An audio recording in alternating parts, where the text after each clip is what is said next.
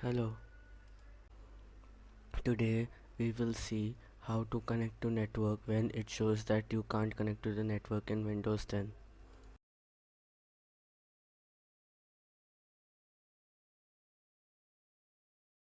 First, go to the settings.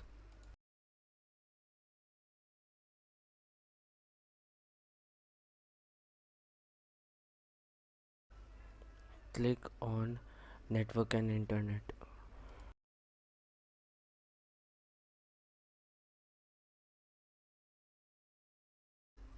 Now go to Advanced Settings and click on Network Reset.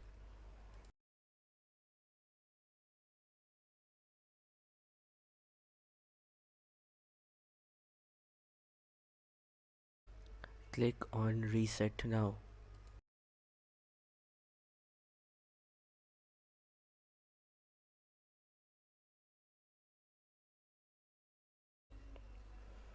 Now once you click the Reset Now button, it will show that your laptop will restart in 5 minutes. Again, second warning will come when there are only 2 minutes left. Keep ready as your laptop will restart in any time then. Once the laptop has again started after you have restarted it, you will go to the Wi-Fi in the corner and put the password in, as the everything is reset, so you will need to put the password again.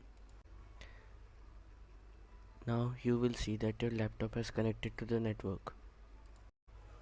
Thank you, like and subscribe.